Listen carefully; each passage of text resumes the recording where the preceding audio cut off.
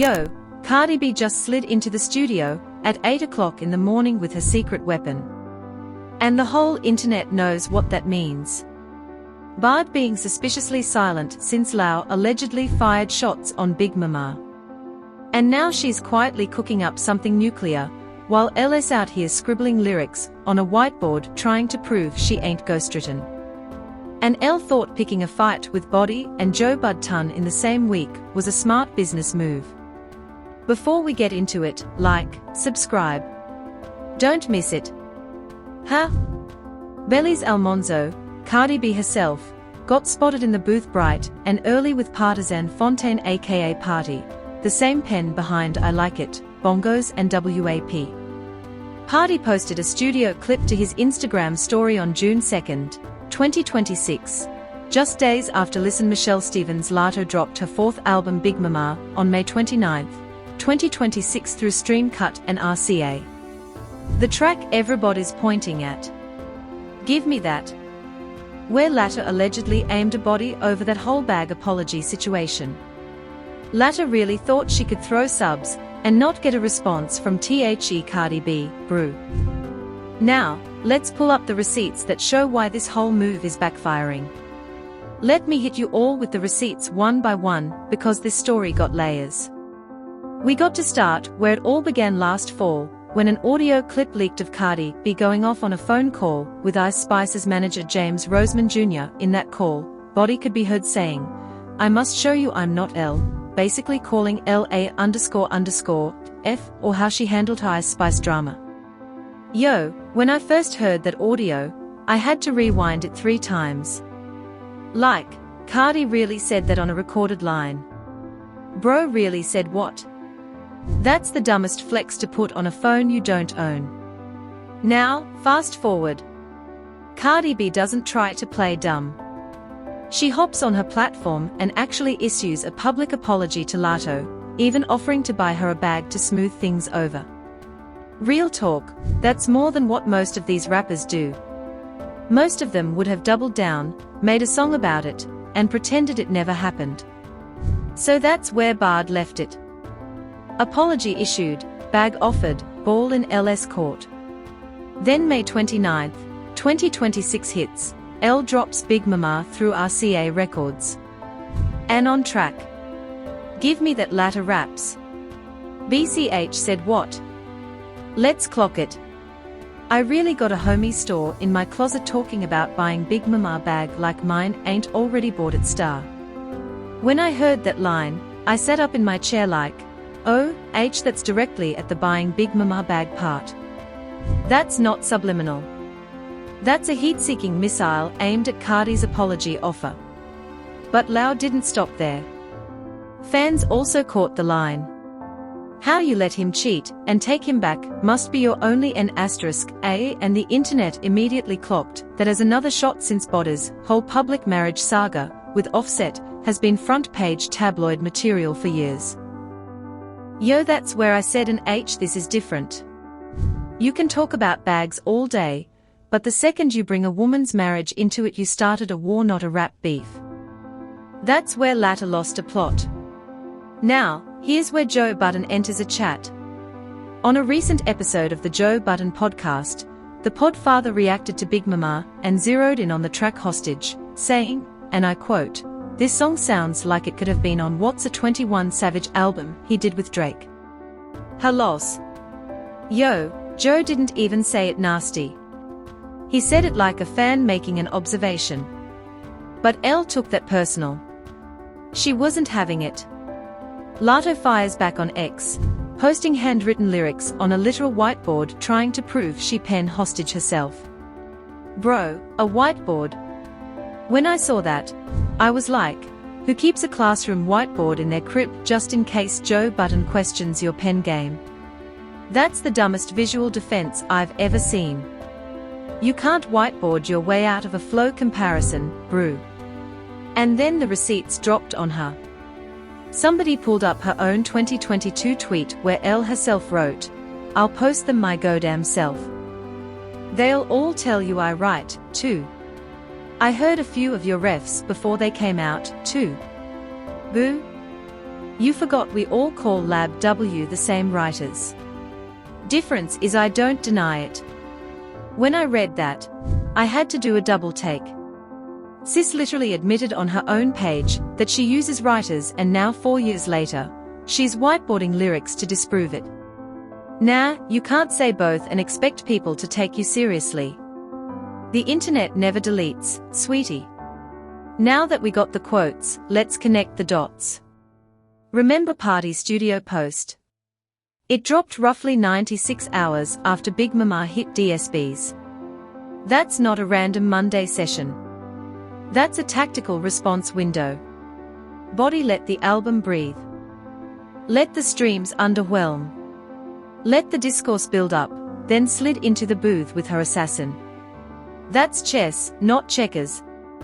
That whiteboard moment posted within 48 hours of Joe Budden's podcast clip going viral on Instagram via XXL's page. Latto wasn't reacting calmly. She was reacting in panic mode, scrambling control narrative before the Ghost Rider label stuck. So, Latto really thought a same-week dry clapback would shut down a Joe Budden observation. That's the move of someone with no real advisors in the room. The 2022 tweet wasn't even at Joe Budden, that was during her infamous feud with Nicki Minaj over the Grammy Rap vs. categorization mess. Meaning Latto was so busy clapping it on Nika she forgot she planted a time bomb in her own timeline. Bro, when you spend years in beef mode, every old tweet becomes future ammunition. Elle didn't learn, and now her own words are the receipt against her. Now here's a relationship layer nobody's talking about. Cardi and Elle were industry friends. They call a bed on Put It On DA floor again.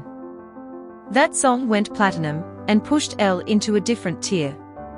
So this isn't two strangers throwing hands. This is a friend turning on the woman who literally gave her one of her biggest career moments. That's why Body went silent. That wasn't just a disc. That was a betrayal. And betrayal hits different in the studio. Poddy knows it. Cotta knows it. LS about to find out. Then peep the platform pattern. Party didn't post a session on his main feed. He dropped it on his Instagram story. That's calculated. Stories disappear in 24 hours, which means it's plausible deniability. Cardi can claim she was just vibing if the song never drops. But if she does drop, that story becomes a prequel to the music video. Any smart strategist would have waited. But Latto isn't running on smart strategy. She's running on emotion. But here's where it gets even more interesting. Let me put my detective hat on, because Late's whole rollout is a case study in self-sabotage. Now, check this out. Nobody's talking about the specific word clock in that Give Me That lyric. B***** ch said what? Let's clock it. That word clock isn't random. It's literally the same urban verb Lau's black female peers using callouts. By choosing that one word, Elle wasn't just a singy. She was performing for a specific audience. Women who feel Cardi talks too much. That's a calculated wink. And Lad really thought we wouldn't catch the framing. Embarrassing. Now zoom into the line ain't already bought it. That OE phrase is doing two jobs at once. Job 1, flex. Job 2. A subtle implication that Cardi's off of a bag was somehow beneath her. But here's a part 50 didn't think through. Flexing a man's money in addition to a self-made woman is the oldest losing strategy in female rap history. Foxa did it. Leo Kim did it. And anybody who studied that history knows you never bring a borrowed bag to a war with a woman who built her own brand. If Latto had half a brain, she would have left the NA out the bar. Now switch lanes to the whiteboard moment. Forensically, look at where the camera was angled. The lyrics weren't fully visible in the original post. Only a clean section was shown. That's not proof. That's a curated defense. A real I wrote this whole thing reveal would have panned across the entire board, not cropped to a marketable angle. That little detail right there tells you a real Ghost Rider conversation might have happened off camera. And the pod father didn't even have to dig that deep. He just laid out a flow comparison. The defense was more suspicious than the accusation. And the timing of the whiteboard video. Late posted a writing process clip before Joe Bud never spoke. That means somebody on her team already knew this conversation was coming. Why else would you pre-stage a look at me writing video for an album rollout? That's preemptive damage control and opposition. Late's team got caught playing defense before the offense even arrived. That's a problem when you know your weakness. You signal before anyone attacks it. Last piece. Pete the flow on hostage. Joe didn't pull Drake out of thin air. The specific cadence Joe was pointing to mirrors a triplet pocket flow that 21 Savage and Drake locked in on her loss. It's not about words. It's about the pocket, the breath patterns, the places where syllables land off the snare. You can write your own lyrics and still borrow somebody else's pocket. Late's whiteboard didn't address that at all. She defended the wrong accusation. That's a 10st step behind move from someone who didn't even understand what was being said about her. Now, let's see how the media covered this. Different outlets framed this whole saga in wildly different ways. And that tells you everything about who's on whose side. Complex framed LS Gimme that lines as a clear, confident clapback at Card's apology. Basically painting L as a woman who refused to be bought off. That's a LS the underdog hero angle. But Bilbo played it much more neutral. They laid out the fan speculation angle without committing to whether the shots were even real, kind of nudging readers to make up their own mind. Translation: the outlet with the most credibility didn't want to put their full weight behind Lattau's clapback. That's a tell. TMZ went the most viral-friendly route. They just dropped the bars raw with a shade framing and let the comments do the work. Then Revolt and XXL piled onto the Joe Budden angle, showing Lau's whiteboard defense as more of a desperate scramble than a slam dunk receipt. Notice how the moment Lau's defense became the story, the framing got less sympathetic. Now some people online are saying Cardi never even dissed the leaked call, was just using L as a comparison point, not an attack. Some fans are out here trying to spin it as Cardi apologized, so this should be over. But here's why that doesn't hold up. Latto made a choice to put it on the album anyway. The apology happened in full 2025. The album dropped May 29, 2026. That's months of cool down time L could have used. She picked the Desover piece. And Lau's defenders trying to spin the whiteboard as proof. Those are the same people who thought a 30-second video crop counts as evidence. The receipts about her own 2022 tweet don't lie. The media trying to frame this as Latto wins both fights is reaching. The projection numbers tell the real story. But here's what nobody is saying. The mainstream narrative everybody's pushing is simple. L fired shots. Cardi went quiet. Joe overstepped. And Latto defended herself with receipts. Clean, neat, sellable, tidy little headline. But here's what they won't tell you. This whole Big Mama rollout isn't about Cardi B. It isn't even about Joe Budden. This is about cultural positioning. Elle sat in front of an industry decision. Stay in the lane that made her big energy pop crossover LT, or pivot into the real rapper lane where she's compared to Drake, 21 Savage, and the bar-spitting elite. And she picked door number 2, except she picked the wrong moment in her career to make that pivot. Latto representing the OLD strategy of dish your way into relevance in a culture that's moved past it. Here's the truth nobody in the blog game wants to say out loud. Elle is a casualty of a label play that's been failing female rappers for 2 years straight. The strategy of T's Beef Drop album. What stream spike worked in 2022? It does not work in 2026. The audience is too smart.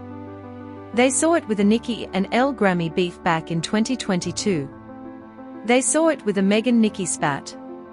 They are seeing it again with Big Mama. Late's label isn't pushing out. They are pushing manufacturer attention. And she's the one taking the L while the executives keep their bonuses. The numbers prove it. Big Ma were projected to do somewhere between 27,000 to 34,000 units in its first week, landing around number 16 to 17 on the Billboard 200. That is not what a career-defining moment album looks like. For comparison, her last project, Sugar Honey Iced Tea, debuted at number 14 with 29K. And that was before all the beef bait.